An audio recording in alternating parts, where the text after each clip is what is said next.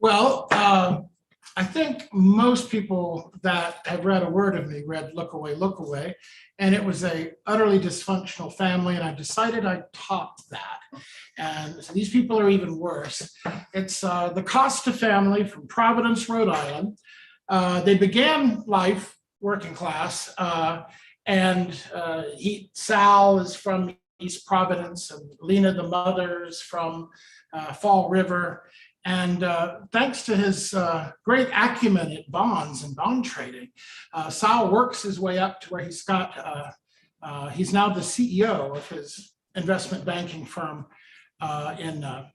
in Wall Street. And of course, a lot of that was because the crooks got either indicted or had to leave, are left with their golden parachutes. So he's sort of stuck with the company, trying to keep it in one piece.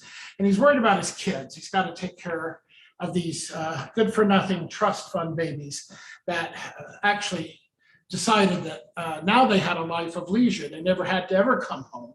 They could just be in Europe every single summer, and they could work on degrees they don't need. And they could go to every castle and every church and every stretch of the Riviera. And it's going to start dawning on them in the course of the book that they're probably going to have to go home and get a job. So I thought I'd start with a section about the crisis itself. This is a conversation between Salvador, the father, and the head of Hightower Wiggins, the investment banking firm, and his son, Roberto. If you don't understand anything I'm reading, nor did the people who made the mess in 2008 understand any of what I'm reading. In June of last year, 2007, Richard Culp, the CEO of Hightower Wiggins, told the board that 3 subprime hedge funds were at zero, the panacea of collateralized debt obligations that heralded salvation of Hightower Wiggins, that the old fuddy-dudds like Sal Costa couldn't get their heads around. Well, they were approaching worthlessness. Culp explained that one Cayman Islands-based SPE, that is a special purpose entity, a satellite limited partnership that issues securities back to the mothership, had sold them securities that were not only unsound, the tranches of mortgage-backed securities rated from super senior to dog poop residual every one of them lost their value. But also Culp said, now that we're mentioning it, another SPE set up on Tortola in the British Virgin Islands had sold Hightower Wiggins additional collateralized debt obligations that were an elaborate second investment banking on the blazing success of the first investment. And these were known as CDO squared. Culp said, as if he'd missed a putt, dash it all, it didn't work out. Culp resigns, Sal narrated, a one-man band of bad swaps. Havner goes next, then Dudley, then Franklin Martin. And what did I always say about Franklin Martin, Bobby? He said he was a buffoon for the ages, Dad, a buffoon for the ages. The CFO, Morris Maynard, was asked to step down, as were the senior executives who leveraged Hightower Wiggins at a scarcely credible 29-to-1. For every $29 billion risked in these worthless on their face subprimes, only $1 billion was held back as collateral. The accounting officer who covered up this disaster, even from the board, stepped down. Well, not really stepped down.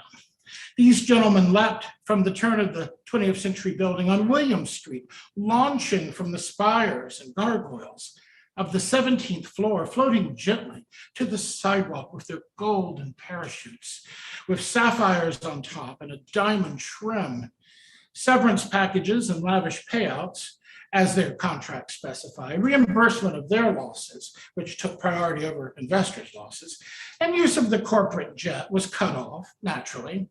But the car and driver would be kept on for a suitable transition period, a calendar year. There was a raid on the collateral. Some 1.15 billion needed to be dispersed to calm the panicked investors.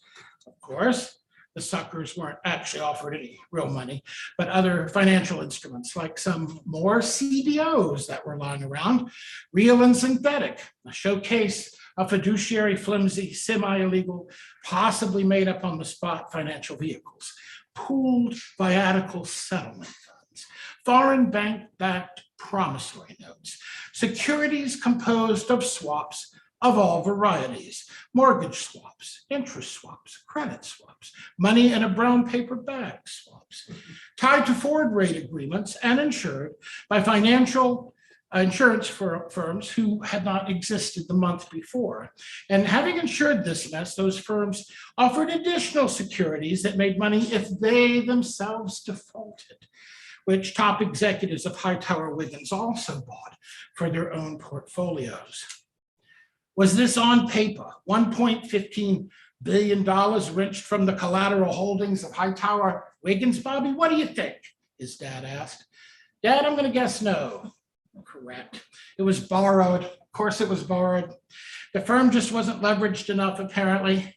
The billion was advanced on a transfer of $100 million, courtesy of some bank called Bahrain Capital Limited, which hadn't been in existence 3 months before. Within a month, 5 major law firms representing investors, as well as hedge funds, papered Hightower Wiggins with lawsuits and requests for repayment. The credit rating of the firm went from AA to single A. How is it even an A? Sal Costa asked rhetorically. The major hedge funds at Bear Stearns collapsed the next month. Lehman Brothers shut down its mortgage lender. Citigroup headed toward a loss of $5 billion for the quarter. Merrill Lynch posted a $2 billion loss. So that's the setting. That's where we are. And in that environment, he commands his kids to come meet him in Frankfurt, where they're going to decide how they're going to get through this crisis together. And I think you can gauge that kids don't have their heads around the necessary information. Now, the mother walked out on this family to run off with Sal's business partner, who was richer, handsomer, taller, more aristocratic. And it didn't work out well for reasons you'll see why if you read the book. And so she's invited herself to this meeting, even though she was not invited to this meeting. In fact, she makes quite a grand entrance. There was a lab-coated doctor by her side out of central casting, fatherly, wise, supervising the progress of a motorized medical transport chair, painted white with a Red Cross decal. The Germans couldn't help but gawk. Lena wore a shimmery turquoise gown with a golden silk turban. It was an entrance worthy of a silent film star. Oil black eyeliner, blue mascara, about which Nefertiti might have said, too much. On aggrieved eyes that looked out accusingly over her face mask. The medical attendant strolled beside her with an IV tree, with a clear tube leading to some portal amid the folds of the gown. It wasn't attached, of course. Lena was too lazy to fully commit to her impostures. And there was some EKG-like device beeping and whirring away. Sal Costa shot an accusing look at his daughter, then his son. Rachel, the daughter, said, I didn't invite her. Madalena waited for her solicitous prop doctor to unplug her from her medical drag, and then she rose out of the compartment as if on wires. She weighed nothing, it's true, but her moving as if she were made of air was impressive. The silken gown was full length, and Roberto hid a smile because she was, just a little bit, fabulous. Lena, said Salvador, there was no need to convey yourself in from your bed of pain. They must be missing you back at the hospice. Rachel said, don't tease us, mother, having us fantasize about the cozy warmth of your deathbed. Roberto raised an eyebrow. Mom, who's this get up for? Oh, Bobby, train stations, they got those CCTVs everywhere. They record my every goddamn move. Lena had 3 pretend charities. The restoration of a Providence, Rhode Island mansion, the Hezekiah Williams house, for which $1 million had been raised without any trace of improvement on the property. And then there was the Roma Holocaust Memorial Project, which led to a several-year pretense that Lena had gypsy blood, which is arguable, at least in anyone Portuguese American. And it was useful in guilting her German acquaintances out of small checks that had to date not gone to any substantive memorial to the Romani genocide. Perhaps she'd have had more success in her fundraising if she could have stopped herself from calling the Roma gypsies at every turn. And then her miracle cure scams. During her tour of German spa towns and health clinics, she constructed her most recent persona, the dying Lena, sick with a mystery illness that was badly understood by doctors, but was more common than realized, Constanza syndrome. Constanza was her middle name. It was unsearchable on all databases. Peddling a mystery illness to cranky old European women who felt they were long suffering from something turned up some of her greatest profits. But alas, as of last year, a federal audit plus a class action lawsuit from American donors, plus an investigation from the US attorney from the District of Rhode Island, had slowed down the intake of money. I have to appear sick, she explained, sitting at their table. The attorney has his spies everywhere. They're waiting to catch me dancing a jig. Well, I am genuinely sick. I do have Constanza syndrome. Just happens to be in remission. Roberto began, Mom, what precisely is, but Rachel cuts him off. Oh God, Bobby, why would you even ask? Just wait till you get it, Pumpkin, their mother said. It runs in families. No one could or would say anything for a moment, so Lena carried on. Speaking of family, if this is a family meeting, then I should attend, because like it or not, I remain family. You were family, said Sal. If what you have to say involves my children, how wouldn't it involve me? Rachel broke her biscotto in half, saying without passion, since when were you remotely interested in our lives? Pumpkin, you shouldn't be so jaded at such an early age. She smoothed out her spectacular gown, which was, as she hoped, still turning the heads of every commuter businessman who walked by. Was she a countess, a soprano singing tonight at the Alta Opera? It is I, she said, through a sigh, who should be offended. Well, this spurred a triplicate of groans. Lena, said Sal, you may listen, despite none of it concerning you. Hightower Wiggins, as you children may be dimly aware, and I have no idea if you read a word about your native country in the papers, is in trouble. Stupid decisions were made, cover-ups have been attempted, money's being quietly transferred hither, thither, and yon. The SEC, Maluco that I am, I don't know why I ask, but can either of my children venture a guess as to what SEC stands for? I'm sorry, said Rachel, what stands for what? SEC, said Roberto, it's banking, right? It's the Security and Economic Control, Rachel guessed. Sal offered a flat smile. The Securities and Exchange Commission. They investigate financial shenanigans. Obviously not very thoroughly, Madalena popped up, or the continuous Ponzi scheme of Wall Street wouldn't be one flush away from the East River. The SEC, Sal continued, has frozen all liquid assets of Hightower Wiggins, all of them, to keep the more disreputable among my colleagues from accessing $10 million liquidity accounts while stiffing investors. Now, I can't raise you kids by phone or email. Daddy, Rachel said, pleasantly as she could, half of what you send out is that unreadable newsletter. Roberto said, it's not exactly unreadable, Dad, but, and Rachel interrupts him, stop sucking up, Bobby, you don't read it either. Well, I don't hit delete the second I see it like you do. Sal Costa leaned back in the chair, observing his strange children from a distance, his countenance stern. They trailed off, aware of their father's silence. Sal, their mother said, wanting to be on somebody's side. Don't be mad at the children for not reading your gobbledygook newsletter. It has, Sal said, before finding volume, a subscribers rate of 4 million. Folks pay $280 for a 2-year subscription. Sal's ego was genuinely small for a man of his power, but his children could tell they defended him.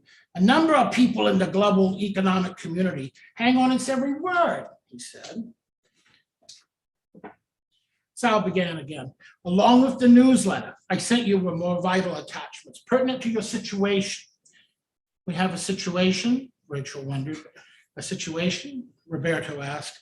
Madalena, what kind of situation? Now, Sal, don't be mysterious. I mean, do I have a situation too? Or is it just the children with a situation? Sal folded his hands on his small belly. Have you kids begun a portfolio, as I suggested, along the lines of the plans I laid out in the, Rachel, did you not see what Miss Santos sent you 2 months ago?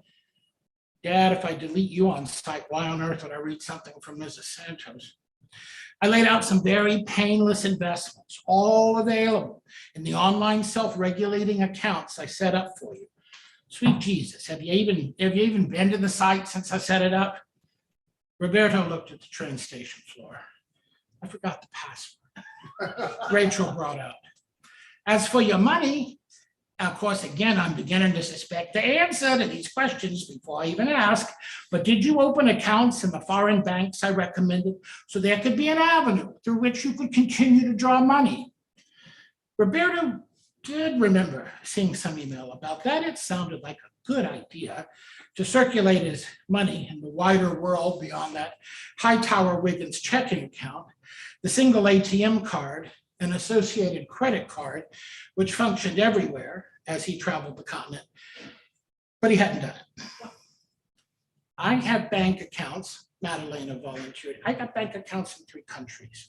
The only sensible thing, Sal, is to deposit any money you intend for them with me, and I will distribute it in such a way that no regulator can know what happened. Rachel snapped to her old self, Mom, I wouldn't let you look at a photo of my money, let alone hold it for safekeeping. Bobby, his mother pleaded, I haven't trusted you since you said we were going to the Salem Maritime Museum as a special treat, and you dropped me off at Brockton Academy for a boarding school. I thought I was going to be a day student. So children, said Sal, you don't have other accounts and savings in a variety of dependable banks, the ones Ms. Santos wrote to you about. Silence. What on earth have you done with your savings? You have trust generating $120,000 each year, which even you guys can't spend down every little cent. Rachel sighed. Well, I sort of do spend every cent of it. I live in Paris. Indeed, I've been very strapped lately. Well, if you weren't supporting yourself and your roommate Merle, you might not be so strapped. What about you, Bobby, Mr. Backpack and youth hostels? You can't possibly be spending $120K. No, I don't, he said. Rachel glared at him in big sister disgust. Roberto added, I guess it's just sitting in the current account, not getting spent. Sal frowned at hearing his son call a checking account a current account. Someone had been in Europe too long. That money, his father said, makes what? 0.05% interest? You could have thousands of dollars extra. We can get the Ritz in Paris off the interest you could be making if you just made the dimmest of investments. Jesus, what is the point talking to you guys? Mother adjusted her turban. They're just awful children. Really, they are. The only solution is for me to dispense money to them, but only if they deserve it, Salvador. 120,000 trust fund? My God, that's just shameful. I had no idea.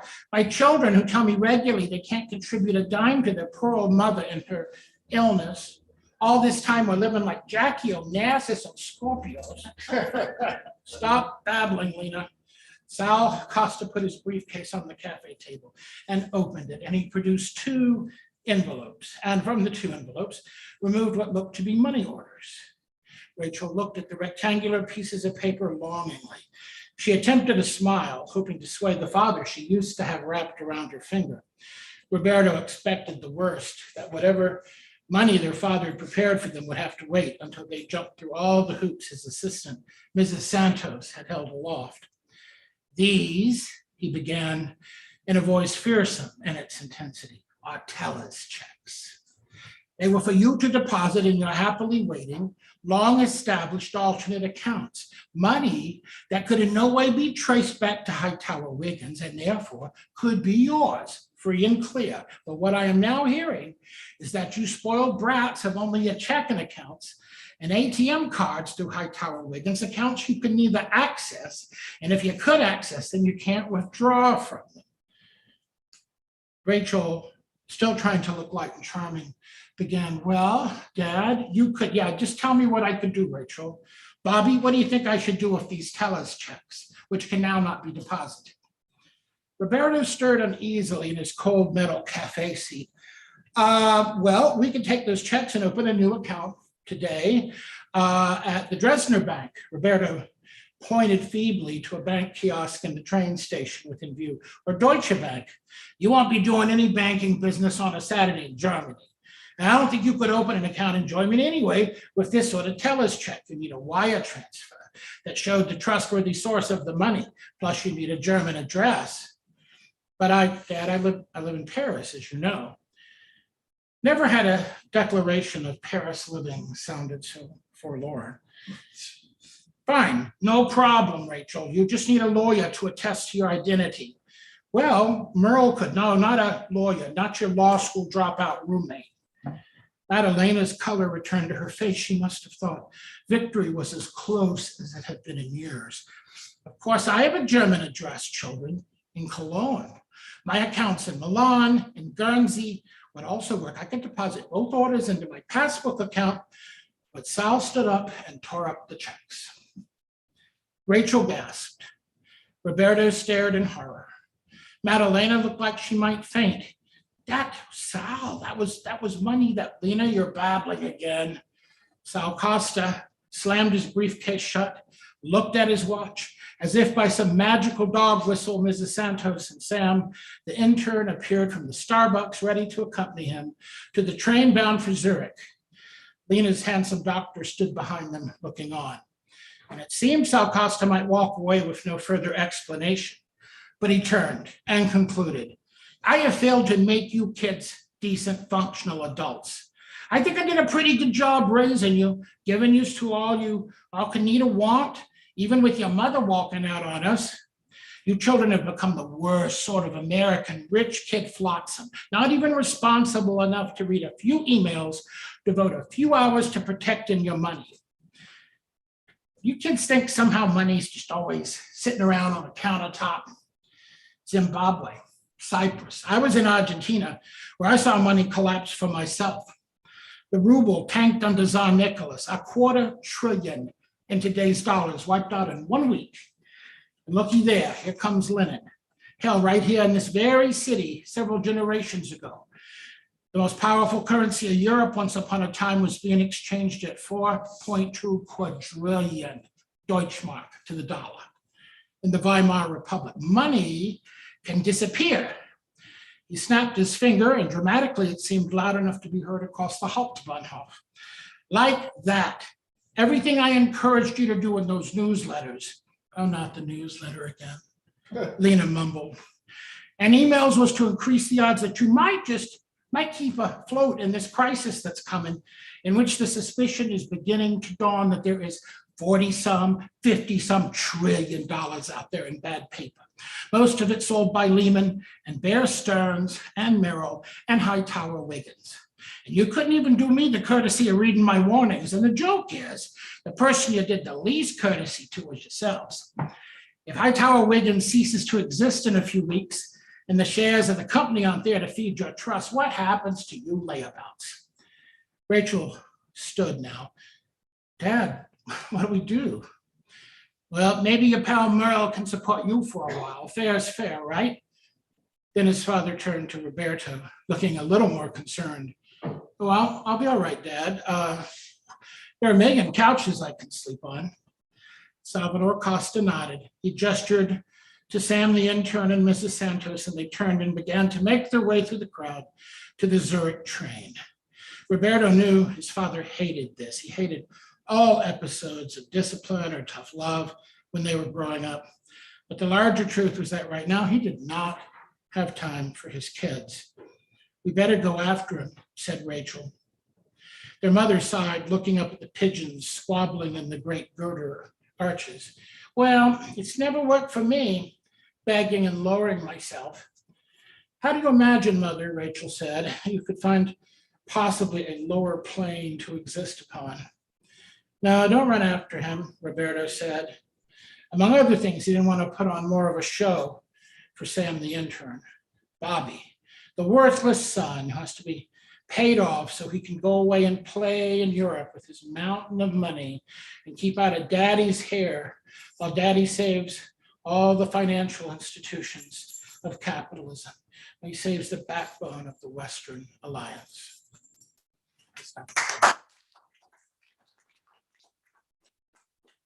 The book is how do they spend the next few years, months and years, staying out of trouble with no money, and what couches do they end up on, what old boyfriends and girlfriends do they look up, and how much havoc do they create as they go through Europe. And then the book skips ahead 10 years, you find out who ended up with what.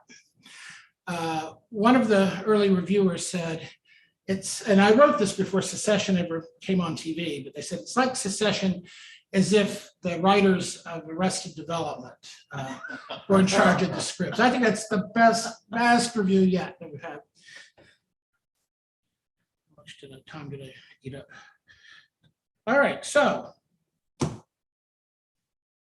it's time for some questions. All right. Yeah, in the book, you talk about the Europeans who view American culture as being monstrous and superficial. And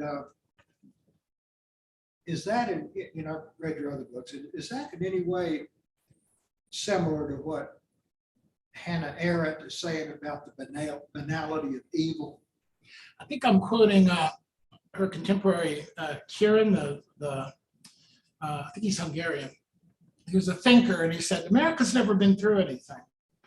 They haven't had continual wars changing their borders like the Europeans. They haven't been around for hundreds of years with, every two-bit Hitler, Napoleon, whoever, marching into their countries. They haven't suffered.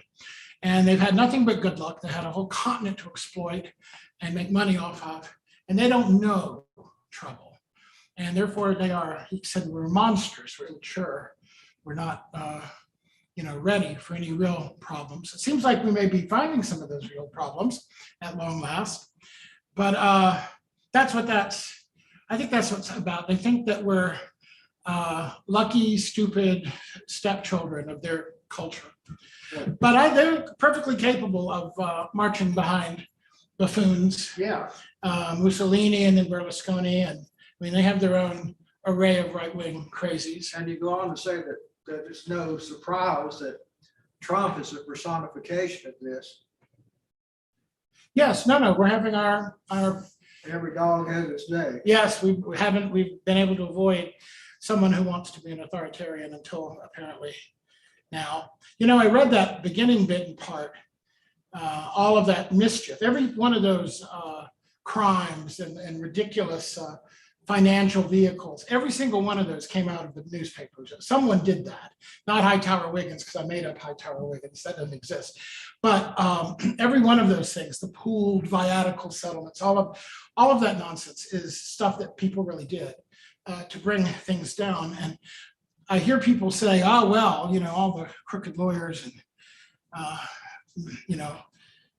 bad people around Trump, and Trump himself are finally going to get his due. Well, how many people went to jail for the 2008 crisis? How many of those con men and fraudsters ended up doing any kind of time for losing, the initial payment was 0.7 trillion from the American taxpayer, spread out over years. Anyone go to jail for that? So when rich people, powerful people go to jail, and I see it, then I'll believe it. We have a question from the audience, virtual audience. Someone is very concerned that you may be retiring as well from Warren Wilson college teaching. So maybe you could address your future plans. No. I will return to Warren Wilson. It's one of my favorite programs. It's certainly the best low residency program in the country. And I love the people I've met there, and I love the students. I had many students go on to publish themselves. And but the truth is, while I worked at NC State and I was a director of that MFA program for many, many years, there was just no time to also add a low residency MFA on top of that. So now my time is freed up. You'll see more of me at Warren Wilson, if they'll have me, than in recent years, for sure. Question from the live audience now. Yeah, so you write this, what I would consider, you write into or in the semantic field of this banal language of finance, but you make it sing, you make it musical, and I'm wondering, is that something that you heard early on, especially, you know, how did you come to that language and say, well, I can make this sing? And was it wrestling with it, or did it just sort of come out? I got all these books that explain the 2008, and I don't know anything about finance much, and I'm sure someone out there will read this and go, he really is telling the truth. He does not know about finance.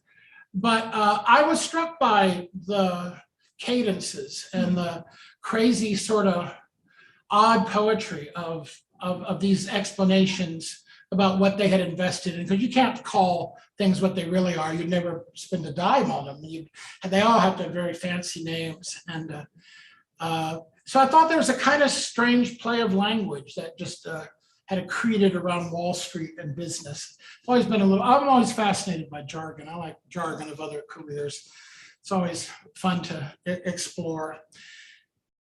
I don't know that we've learned any of those lessons, because I hear some of the same phrases still being talked about, still an option when I go to my own financial person. I could, there's still credit default swaps, and actually a lot of those things that went wrong in 2008 had always been around. They just hadn't been abused, and of course nobody passed any laws to stop that abuse, or that's one of the reasons no one went to jail, was they didn't break any laws. They just, it was open season, the Wild West out there. And you would have thought maybe after that Great Recession, they would have passed some laws so no one would do anything again. They couldn't even agree to put back Glass-Steagall, the provision that kept banks that take our money and give us our checking accounts from investment banks. They couldn't even do that. There's not even enough agreement to do that. And I'm sure the lobbyists spent and spent and spent, and so it can all happen all over again. And as you know, I'm not telling you anything you don't know, the people who are close to it at the top, when it all starts going bad, they'll get out clean. It's the rest of us who'll watch our 401ks, go down the tubes. That's something that happens with Sal. Sal decides he's going to be good. He's going to restore the client's money before he restores the bigwigs in the boardroom. And you'll see how that turns out. So a friend of Store and fellow author Scott Gould. Oh, yes. Has posed a question, and I think I'll even broaden it a little more to include your past books as well. He asks, what bourbon pairs best with Western alliances? It's a very, very good question. I have, as Scott will not be surprised to learn, I've gone off bourbon just a little bit over these last few years because it's too sweet. A number of the popular ones are sweet, and I prefer the more medicinal rye. And the bitterer, the better.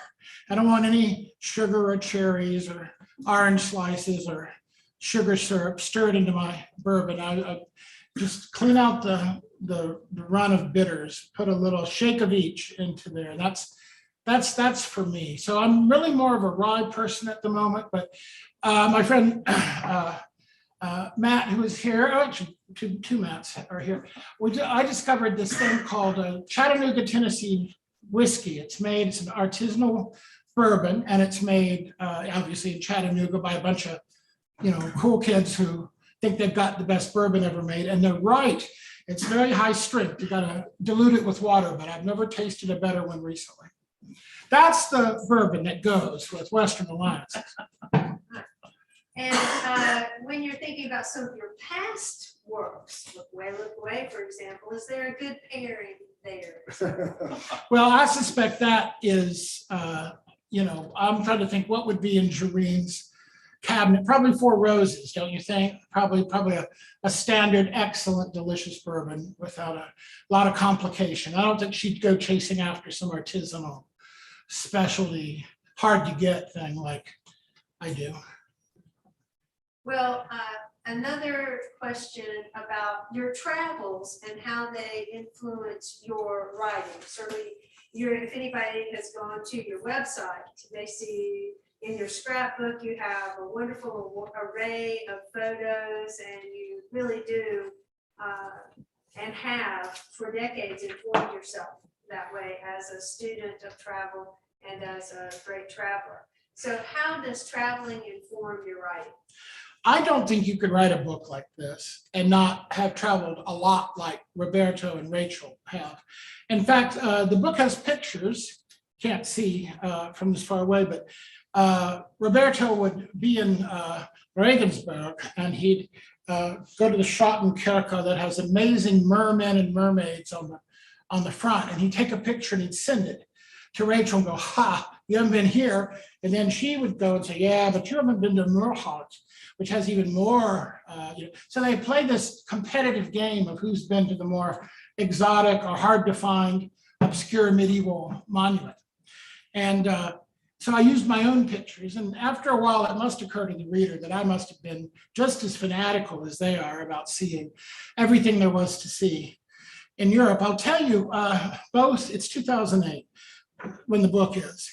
And Rachel has got it into her head that she wants to catalog every single Paleo-Christian mosaic, the kind of thing you see in Rome and Ravenna.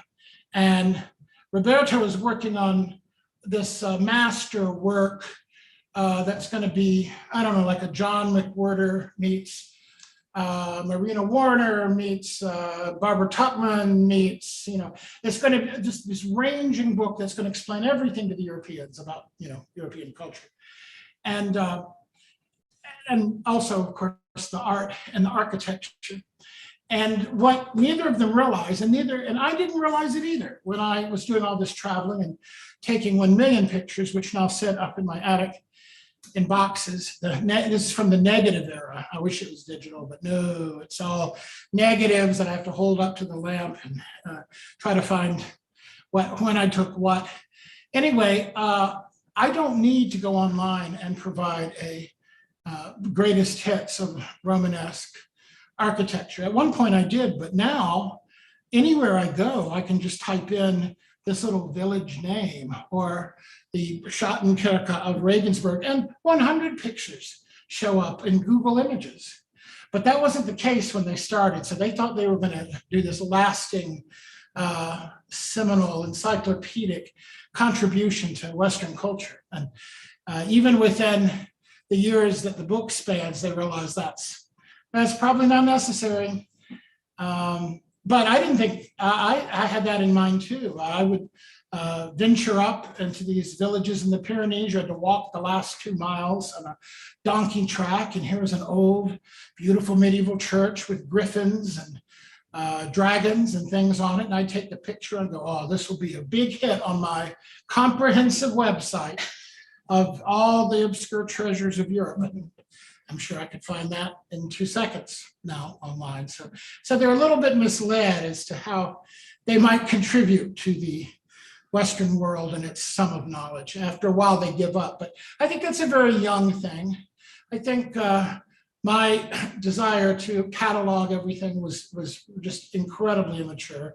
And I think I'm not alone. I think you feel often you discover Europe. You're the first person who's really seen it. Don't these Europeans know what they've got here? Well, I'll tell them, you fill your journals full of all kinds of amazing insight into the Renaissance that no one has ever had before. So anyway, I capture that era. I also would say that everyone loves Europe. Everyone still goes study abroad. Everybody still has their own wonderful Europe, but there was a time, I don't think anyone's as old as me, but Frommer had that book, Europe on $10 a day. Honest to God, you could go over there and eat and find a hotel room for $10. The American dollar was so strong in the 70s and 80s, and throughout my backpacking days, 80s, 90s, you could have a $20 day still. I'm not sure that's true anymore. So there's a kind of golden age of being an American bum wandering all over Europe. I'm not sure that's quite the same anymore. People obviously still enjoy themselves as they ever did. But I think it costs. I think it's more of a burden. Is there another question from the live audience? I have a question about the story. Did you start your story thinking about the dysfunctional economic system or the dysfunctional family, or did they come at the same That came time? at the same time. I was going to set this more contemporary, and then I thought, no, let's make it for real, that when the money goes, it's not just a little blip, a downturn. And I think someone in finance will smile at the Hightower Wiggins. Hightower and Wiggins were two of the biggest crooks at the turn of the century there ever were. So no one would ever name an investment firm after Hightower. Or I think there's a Wiggins Act to stop the various frauds. So anyway, that's just a little inside joke. But I needed it to be not just a little blip on the chart, like the tech stock dip or something like that. I needed it to be, that they're going to close down. And I was as surprised as anyone that Lehman Brothers was allowed to go bust. That thing's been around since its origin as a cotton trading investment firm from New Orleans, since the mid 1800s, and they let that storied business collapse. But that sort of helped Sal and Hightower Wiggins. There's only so many of these investment houses they wanted to have fail. So he thinks if he can just make it a little longer, they'll bail him out, which he works out a deal. If we ask you a craft question, please, Yes. about your writing process. Do you plan it all out? Do you have the end in mind? How do you develop your books? I don't have the middle in mind, but I have the end in mind. And the characters get more and more known to me as I write about them. And after I get to something resembling a first draft, you have to start over because the characters so much better than when you started. The characters are not even talking like themselves. You got to just start from scratch. It can even be the same plot, but you're going to know those characters and inhabit them better. And no, but I don't know. That's part of the fun for me is I don't know how they're going to get to the end or what kind of nonsense they're going to have to go through. And there are times I try something and then I decide, nah, it's too much. I don't want to ruin anything in the book, but they had some seriously bad misadventures that put them in the way of police and things like that. And I almost took all of that out. And I said, no, let them go through the ringer. Let them have a real, feel like fugitives and feel like it's a real adventure. So I don't often know what the middle is. I like doing it that way, but I do know the end. Always, every single book so far. Maybe I'll experiment on the next one and not know how it ends. In fact, that's sort of likely because I keep going back and forth in my head about the book. Now that you're retired, what are your plans for retirement as far as writing? Well, I'd like to do a little more. Actually, I did an anthology of LGBTQ narratives from North Carolina authors. And I proposed at the same time about 6 anthologies I could do. And they like all of them. It's just a matter of, will you do all that work for free for us? Of course I will. And so I think that's the Lord's work. It's the sort of university press collections, writers that might not otherwise see the light of day. I want to work on this. We have a statewide poetry contest, a statewide fiction contest every year, and we get amazing entries. And some of these people don't want to write professionally. They just had this poem they wanted to share. I'd love to collect all that because, and an amazing number of people who were finalists, including someone in this room, ended up becoming published poets and published authors. Marilyn Mayhew Bergman, Amy Knox Brown, the poets, really, Tyree Day, Threa Almonteseer, Leila Chati. These are all our books out now. And they all began scribbling a little poem and sending it into our contest. So I wanted to gather that up in an anthology. And I have a few other things. I was going to do I won't ruin all my idea. I won't spoil them. But I have a lot of anthologies. And there's also some talk of a sequel to the LGBTQ volume. I had a wonderful reading here in Malaprops, which has always been a great place to read. Always so supportive. My first book was 1989, and I was here reading. I mean, God, what is that? Almost coming up on 40 years. back.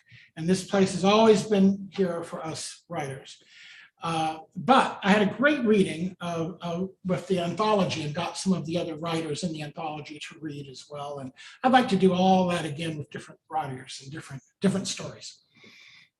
What are your influences in terms of authors or poets, or since you did theater reviews and music reviews back in the day, what influences you and shaped your writing? I was asked at another store about what I read growing up, and I read a lot of junk. I mean, but it was fun junk. I read, comics, and I had a subscription to Boys Life magazine. If it was adventurous, if there was a volcano in it, or peril at sea, falling off a mountain, I was there for it. And I don't think I read a serious book until high school, probably because it was assigned. And then I never went back. I'd gone up I'm actually spent my summers not far from here, Swananoa, where Warren Wilson College is. That was where my grandmother's farmhouse was. And she had books, dusty, falling apart, crumbling in your hands on her shelf, but they were all 19th century books. They were all Dickens and George Eliot and Henry James and Thackeray and translations of Stendhal and Flaubert. And I think I read every single one of those, and I'm sure it poisoned me. I think the idea of this sort of grand God's eye view of a sprawling world with all kinds of people thinking they're doing good things, but they're doing ridiculous things. I think that infected me. And so I don't think I'm very good at being of having a modern sensibility. I think I have a Victorian sensibility, maybe. Well, we're getting toward the end of our time, and would love to hear any concluding remarks and maybe what's next for you. Well, let's see, what is next? I think I'm going to do a shorter book, and it's going to be a middle-aged comic romance. People my age, you think we're all beyond the reach of dating and all that, but I haven't quite worked out the shape of it and the details of it, but the central crisis will be, why not just marry a friend? Let's give up this whole business of you're going to be swept off your feet and some great love is coming into your life. Why not, for the tax reasons, for the property reasons, for security, why not marry your best friend and put all that stuff aside? And I mean, open marriage, if you actually want to have an affair here and there, go ahead. But, or do you hold out, even in your 60s, you hold out for something more? And it's got a very depressing title, but when I read from it in a few years, I'll explain itself. It's called The House of Dust. Sounds very grim, but it takes its cue from a Hausman poem. You have the house of flesh and you have the house of dust. You have to pick one or the other. And isn't marrying your friend for the tax reasons, isn't that the house of dust? I don't know. I'll have to find out. I'm not sure. As I said, I'm not entirely sure how that one ends for the first time. Well, thank you so much, Wilton, for being here today. We're delighted to celebrate Western Alliance. Thank you. Thank you yet again, Malaprops.